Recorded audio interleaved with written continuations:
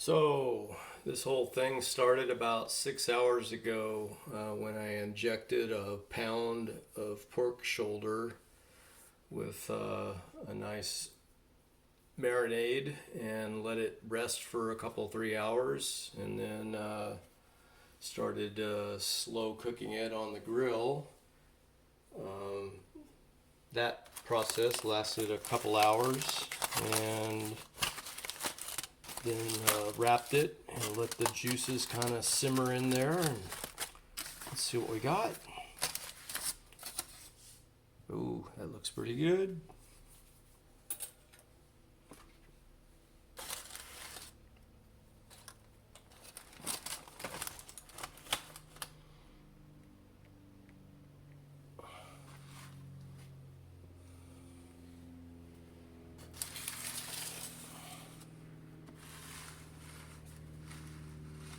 The final internal temperature ended up being about 203, which is right in the sweet spot.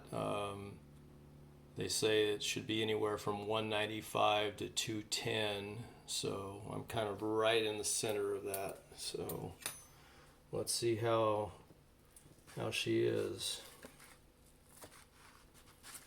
I'm just kind of dig into this with a fork and see how it tears apart.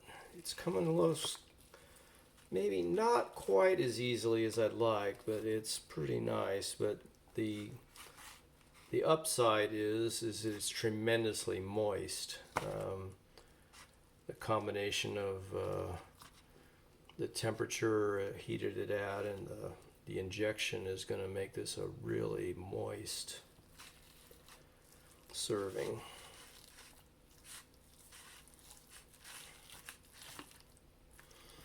And then what we're going to do after I shred this up a little bit, get it into some nice tasty chunks,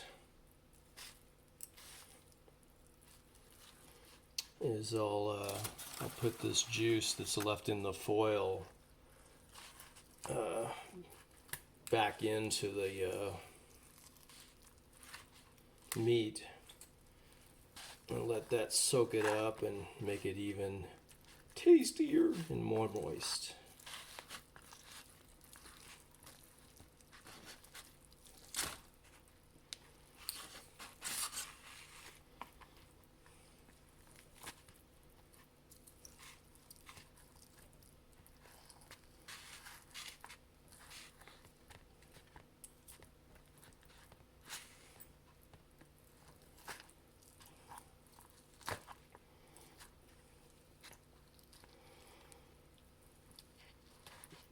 So most of the time I could just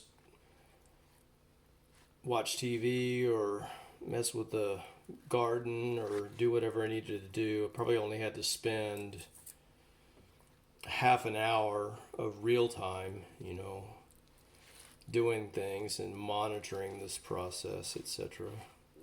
So it's not that much work. The overall time, though, was about 6 hours to get from the initial injection and then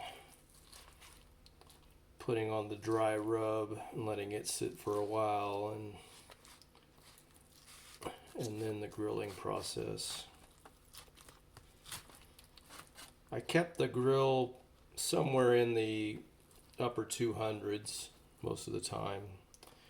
The thermometers on grills are notoriously inaccurate, so it's kind of hard to predict exactly what the temperature was down on the grill surface, but the grill thermometer was showing up at the top of the enclosed grill, to be around 290, 300 most of the time.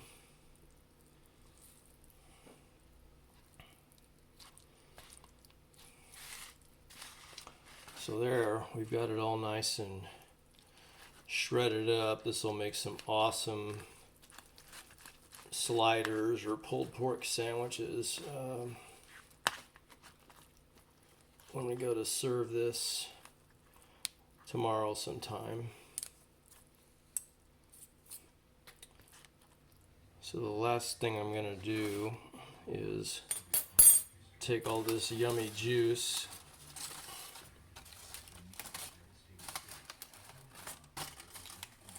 and just pour it right back over.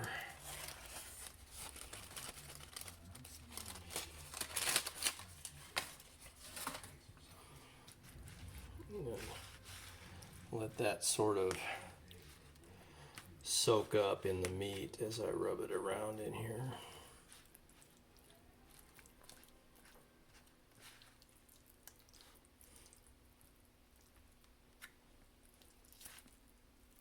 Some 50 feet below the streets of Berlin, Hitler conducts a war which has already been lost. Locked at his concrete command post, the Fuhrer doesn't believe his mighty army are being crushed by Allied forces. He won't listen to his generals, who tell him the Allies have now brought the final battle right to his doorstep.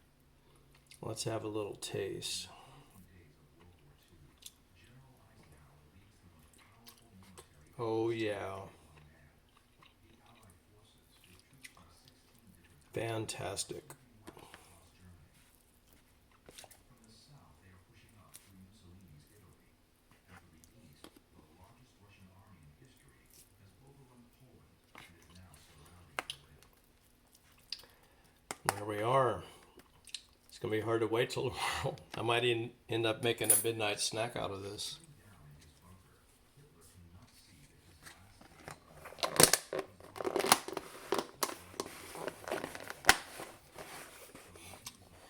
are There we go.